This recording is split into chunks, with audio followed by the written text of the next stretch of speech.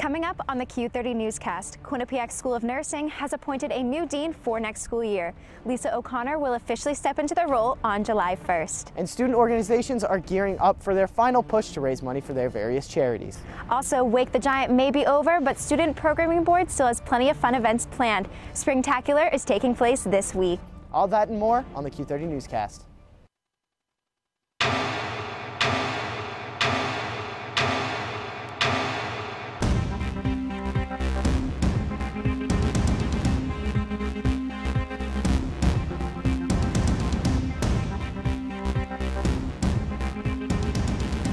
Live from the Student Center Piazza, this is the Q30 Newscast.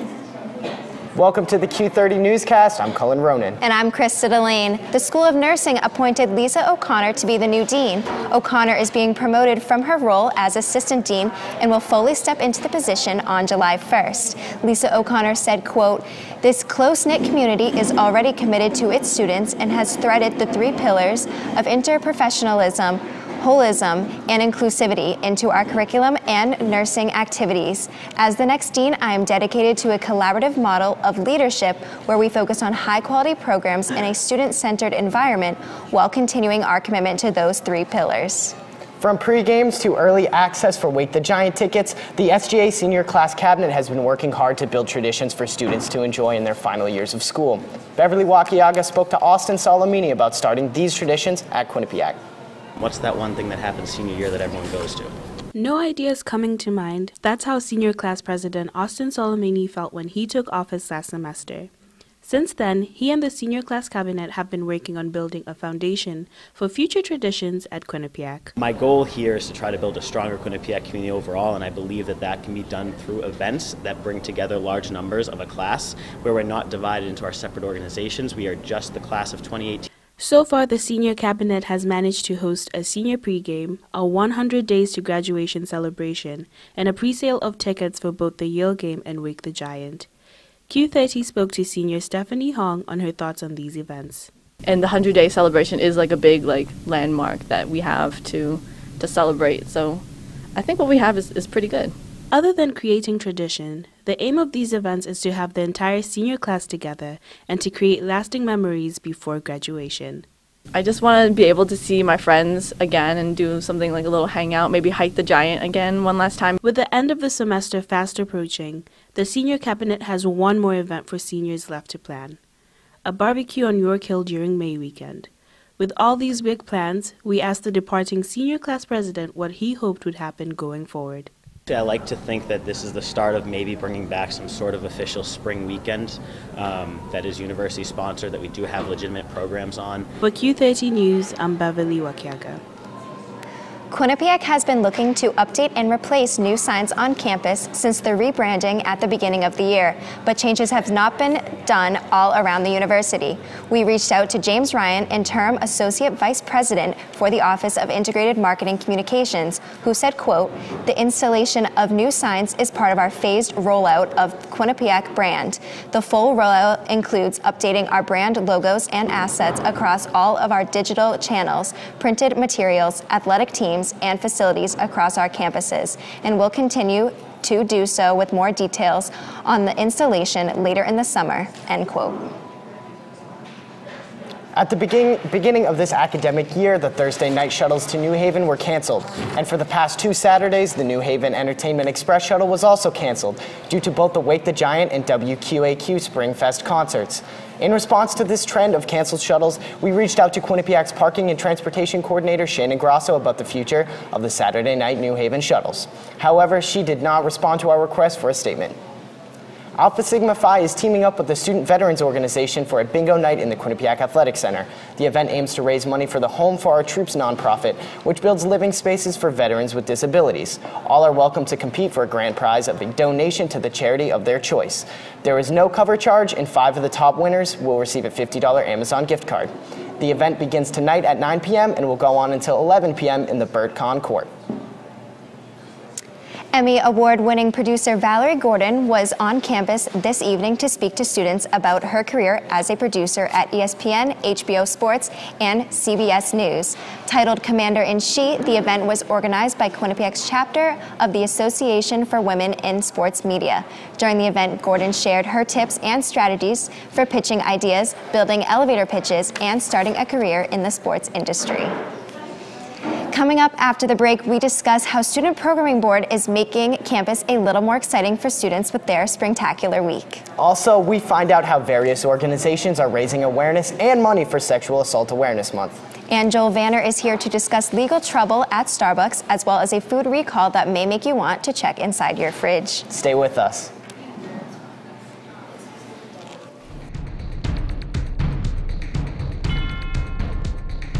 Whether you're on the quad, In your room, or heading to class, tune in to Q30 News. for stories by student journalists you can trust. we are covering the latest here on campus and in surrounding areas. Get the news you need to know every Wednesday night.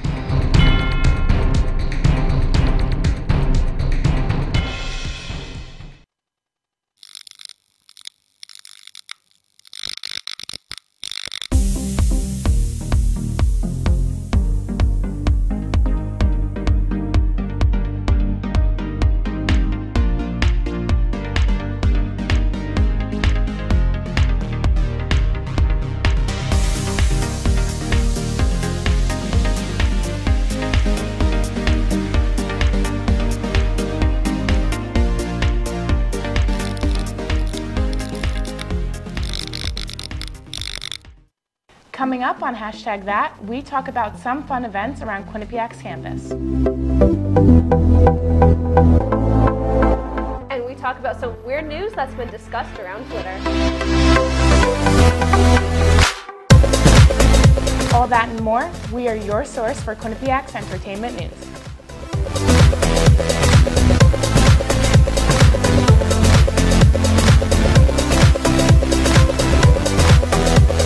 Hello, and tonight on Sandwich News, we will determine what makes a good sandwich and a bad sandwich. First, the standard sandwich. Uninspired, and frankly, a little gross. But we have here a Ray and Mike sandwich, the Cadillac of sandwiches. And if you want one, well, come on down to Ray and Mike's at 3030 Whitney Ave, Hamden, Connecticut. Open every day from 6 a.m. to 10 p.m. QCash is accepted. now that's a sandwich. Following this weekend's Wake the Giant concert, the Student Programming Board has more events planned for students as the semester slowly comes to a close. Student Programming Board's Springtacular is taking place this week. Each day has different offerings for students, from free ice cream to special guests. Callie Keys has more on what they have planned for students.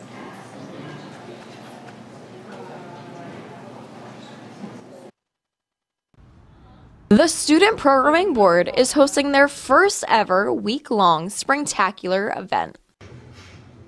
The carnival-themed week was kicked off Sunday night with a screening of The Greatest Showman. Monday afternoon in the Rotunda, there was the Big Top Sunday Monday, where students were able to fill up exclusive Springtacular buckets with ice cream. Tuesday, John Cassidy, a Guinness World Record holder, comedian, and magician, was in the lower calf. And today, the annual Bobcat Bounce was on the quad for the first time ever. With events like this, members of SPB stress that their goal is to make Quinnipiac more of a community. We worked really hard to bring this fun spring event that brings everyone together, and yeah, that's part of the week, just building community on campus and just having every student have a great time. And Quinnipiac students agree that SPB events really do help unite the student body. I was walking by and I saw a whole bunch of tours going on. I'm just like, wow, they're really seeing the essence of Quinnipiac. It makes me so happy. They think that, the reactions on their faces and, this is what it really means to be a Bobcat. Be united. The fun events and free food this week are not over. SPB is still hosting 2 more events this week. Tomorrow is Night at the Carnival up on Rocky Top, so we're trying to bring some programming onto York Hill campus. And then Friday is our Fried Day, so it's just going to be a lot of fried food over in North Lot. And while whether the Spring Spectacular will continue in years to come is up to the SPB Traditions Chair, Bobcat Bounce is here to stay. For Q30 News, Callie Keys. The Residence Hall Council took to the Bobcat lawn this afternoon for their annual Bobcat Boardwalk Carnival event. RHC provided a free food truck specializing in French fries and sandwiches. In addition to the free food, students had the opportunity to participate in a number of games and activities, including a mechanical shark ride and tie-dye t-shirt making. RHC even raffled off a number of gift cards to popular Hamden area restaurants.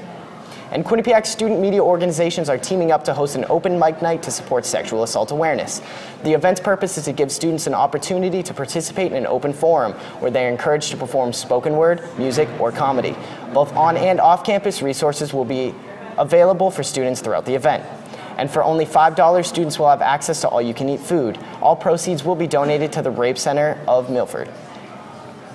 This past Tuesday, the Society, Life and Justice Club, Criminal Justice Club, and Departments of Sociology, Criminal Justice, and Anthropology held the event Let It Be Heard in the Buckman Theater. The event focused on educating students about sexual assault and victim blaming. Jennifer Wenderath-Halster, a professional on victims' rights, was also at the event to speak to students about how they can be a part of the change in ending sexual assault and victim blaming.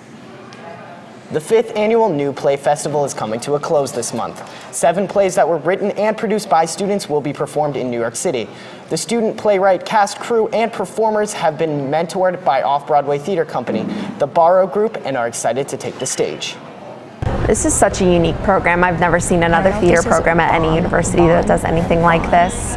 We get the chance to write, direct, act, and stage manage in New York City, steps away from Times Square. Who else gets to do that? The Latino Cultural Society will be holding their annual Latin Dance Fest this Friday at 7:30 in Burt Kahn Court. In the past, proceeds from the event have gone to the American Cancer Society, QU 301 Trips, and other organizations. This year, the organization will be continuing their fundraising efforts for those affected by Hurricane Irma and Maria. Q30 spoke to LCS President Kelsey Bonin about this decision following their trip to Puerto Rico over winter break. At the event, there will be a raffle. Consistent thing with Puerto Rico. We wanted to dedicate all the proceeds towards Puerto Rico. A raffle, music, food, and performances from various campus clubs will be offered. Right now, if you are interested in participating in the event, there's a $5 entrance fee. Paws and People is working to raise money for Halfway Home Rescue, Inc. The shelter in North Haven will receive all the money donated by Paws and People this week. They will be fundraising over the next 3 days by selling Dunkin' Donuts at the tables in the Student Center. We spoke to Paws and People President Ariana Gargadi on how the club is working to achieve their goal. So right now we're doing a fundraiser selling Dunkin' Donuts for Halfway Home Animal Rescue, Inc. And we're going to donate the money that we collect over the next 3 days and donate to them. Joel Vanner is here with your national update tonight, where he has some news that may make you rethink what you ate for breakfast. And you are so right about that, Krista. Joel, what do you got for us? Thanks, Krista and Cullen. If you had eggs for breakfast recently, hopefully you weren't in our neighboring states of New York or New Jersey. And if you were, hopefully they didn't come from a farm in Indiana. Rose Acre Farms, located in Indiana, is recalling over 200 million eggs over fears that they were contaminated with salmonella. In 2010, over 500 million eggs were recalled because of another feared salmonella contamination. Food and Drug Administration Scott Gottlieb tweeted that consumers who purchased contaminated eggs, which were sold under various brands, should return them to their place of purchase for a refund. The list of brands can be found on FDA's website, fda.gov. Starbucks CEO Kevin Johnson is speaking out following the arrest of 2 black men in a Philadelphia store. Multiple videos were released showing the arrest, which sparked online conversation about potential discrimination and racial profiling by Philadelphia police. The Philadelphia Police Commissioner maintains that the officers, quote, did absolutely nothing wrong, end quote. Johnson said in his statement on behalf of Starbucks that they plan to investigate the pertinent facts and make necessary changes to their practices that would help prevent such an occurrence from ever happening again. And this past weekend, we got a taste of springtime weather. And if you have plans to enjoy future beautiful weekends in a national park, you better bring an extra $5. The increase in price will affect around 117 national parks, which is the number that currently charge for entrance. The increased entrance fees will help the Park Service achieve over $12 million of their backlog maintenance projects that they currently have. In total, the raised fees are expected to bring $60 million in additional revenue. And lastly, a heartwarming story out of local North Haven. Donna Fearlett suffered a brain aneurysm 27 years ago, and doctors suggested she be admitted to a nursing home. Instead, Donna and her husband Andy, who were high school sweethearts, embarked on a journey across the world. In the past 27 years, Andy has wheeled Donna in her wheelchair through their trips to all 7 continents, totaling about 20 countries. Although they encountered difficulties with handicap accessibility in various countries along the way, Andy recently told CNN that his promise to his wife was to, quote, go on and work out as best a life as possible, end quote, and that they hope to one day travel to Scandinavia. And yesterday, former First Lady Barbara Bush passed away at the age of 92. Bush was in what NPR News referred to as comfort care. The choice to enter comfort care came after Bush decided not to seek additional medical treatment following a series of hospitalizations.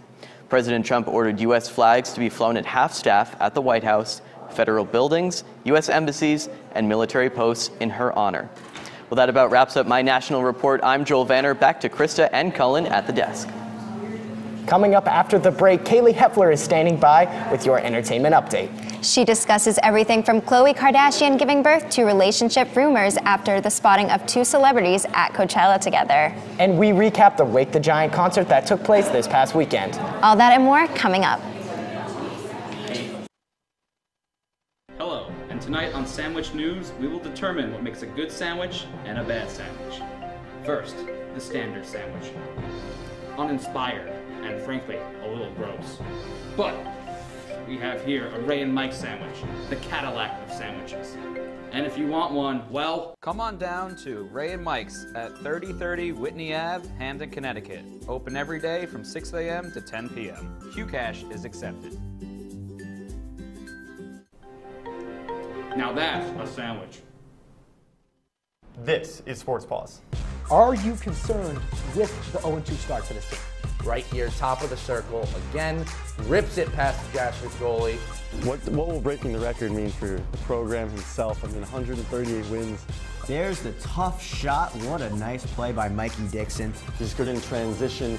You know, just a really dynamic scorer he can create for himself. And now, Emma, it's time for the top 5 plays of the week. Coming up on #that, we talk about some fun events around Quinnipiac's campus. And we talk about some weird news that's been discussed around Twitter. All that and more, we are your source for Quinnipiac's entertainment news.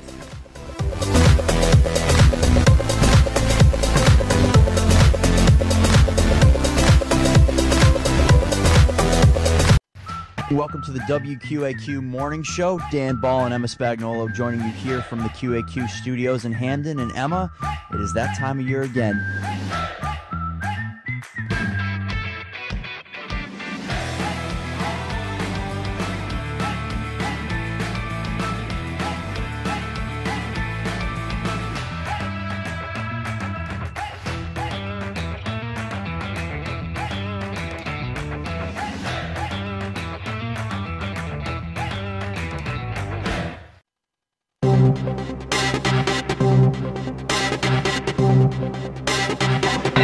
Forgot it was in there.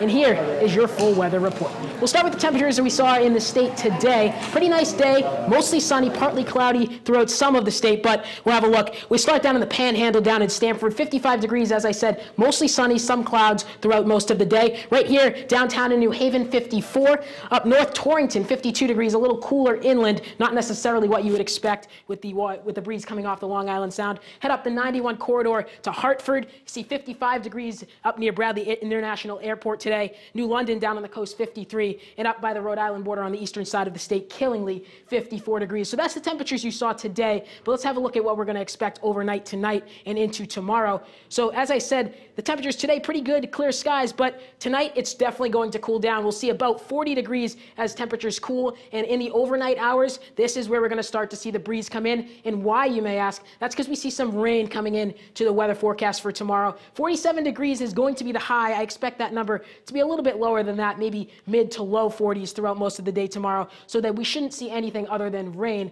Hopefully no issue of potential snow.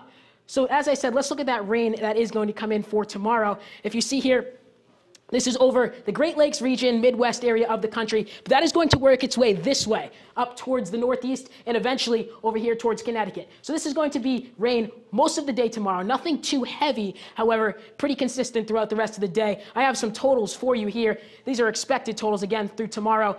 You shouldn't see more than about a tenth of an inch in Connecticut, with totals here in Hamden, but it could be more, could be less sporadically. You see the Northeast, that darker blue color way up here near the pin. This is us up here in Hamden as I step off the screen for a moment. So up to about, a tenth of an inch, maybe up to a quarter in isolated spots, but don't expect much of an issue there with rain. It's going to be steady throughout the day, but nothing like we saw earlier in the week, downpours, heavy winds, nothing like that. Just a steady rain throughout Thursday. And that is going to crawl into Friday, so that brings me to my 7-day forecast.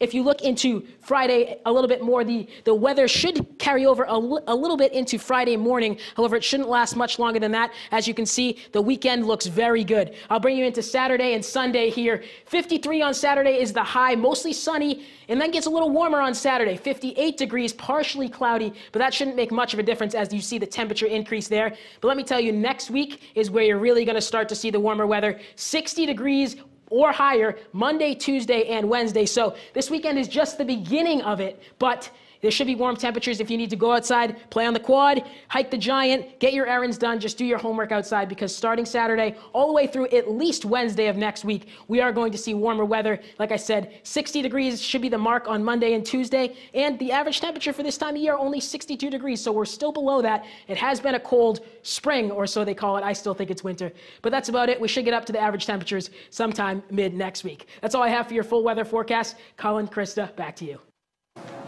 Thank you, MJ. And now going from weather to entertainment, Kaylee Heffler is standing by. Kaylee, what do you have for us? Thanks, guys. A lot has happened in the past week. Let's get started. First up this week, Khloe Kardashian gave birth to her daughter last week, Thursday. The birth of her daughter came in a few days after videos surfaced of her boyfriend, NBA player Tristan Thompson, cheating on her with various women. This past Monday, the reality star shared a photo on Instagram revealing the name of her baby, but saying nothing about the cheating. In the post, she said, quote, "Our little girl, True Thompson, has completely stolen our hearts, and we are overwhelmed with the love. Such a blessing to welcome this angel into the family. Mommy and Daddy love you, True," end quote. Another birth this week has also made one house a little bit fuller. John Stamos and his wife, Caitlin McHughes, also welcomed their first child into the world this past Sunday. McHughes gave birth to a baby boy named Billy after Stamos' late father. The two, who got married back in February, are said to be excited over the birth of their first child. Coachella was the place to be this past week, from Beyoncé's first performance since last year to the possible reunion of ex-lovers. The 2-week festival was briefly renamed Baychella after Beyoncé took to the stage Saturday and performed for 2 hours. Fans were treated to songs from her album, an appearance from Jay-Z, Solange, and a surprise Destiny Child reunion. Speaking of reunions, The Weeknd and Bella Hadid were seen cozying up to each other at the festival. The two have been split up for almost a year and a half, but have been spotted kissing on multiple occasions. Even though The Weeknd seemed distraught while singing songs from his new album, alleged to be about his ex Selena Gomez, he did not seem to let his feelings for Gomez get in the way when it came to rekindling his love with Hadid. Unfortunately, this was not the weekend for the awakening of all loves. John Cena and fiancée Nicole Bella are calling it quits less than a month before their main nuptials. According to reports, Bella broke the engagement upon realizing that it seemed as though Cena was not in it for the love, but more so because he felt like he had to marry her. The WWE star allegedly also realized that he did not want to be a father. Unfortunately, the couple was unable to resolve their issues. That's all the entertainment news I have tonight. Back to you, Colin and Krista, at the desk. Student Programming Board held their annual Wake the Giant concert this past weekend. Brenna Oracoli and Brooke Riley recap all you need to know about the performances by Khalid and Daya. Thanks, guys. Brooke and I are here to talk about Wake the Giant 2018 with performers Daya and Khalid. So, Brooke, what did you think of Daya? I thought Daya was really good. I'm a big Daya fan. I was actually going to the concert more for Daya than Khalid, but I thought she put on a really good show. What did you think, Brenna? Yeah, I thought so too. I thought she was very talented. A lot of people knew her songs. She threw in a cover or two there, which was nice.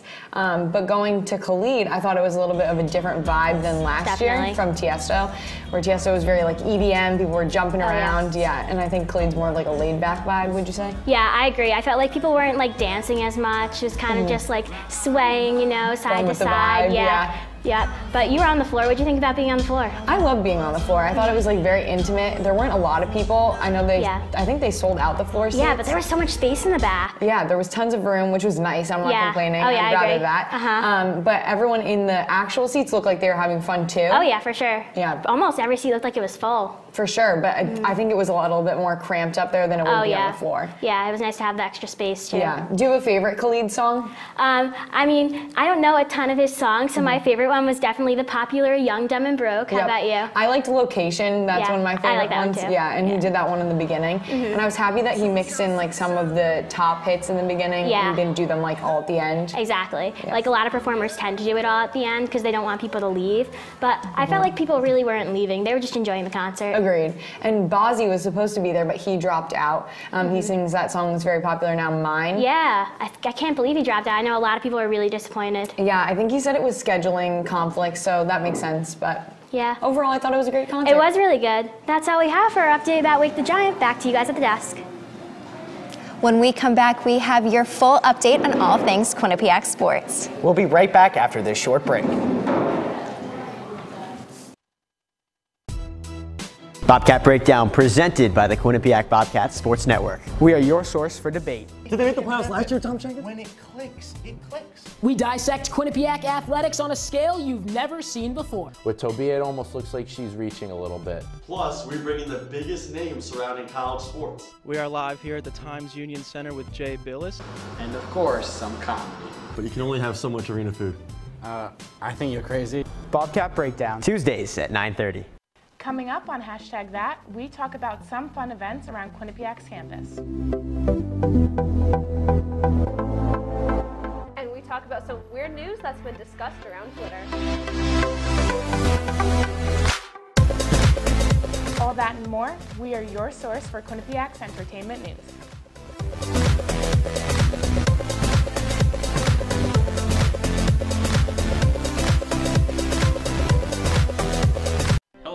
Tonight on Sandwich News, we will determine what makes a good sandwich and a bad sandwich. First, the standard sandwich.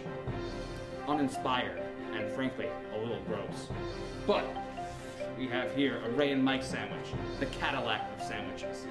And if you want one, well, come on down to Ray and Mike's at 3030 Whitney Ave, Hamden, Connecticut. Open every day from 6 a.m. to 10 p.m. Q-Cash is accepted. A radio show. Now that.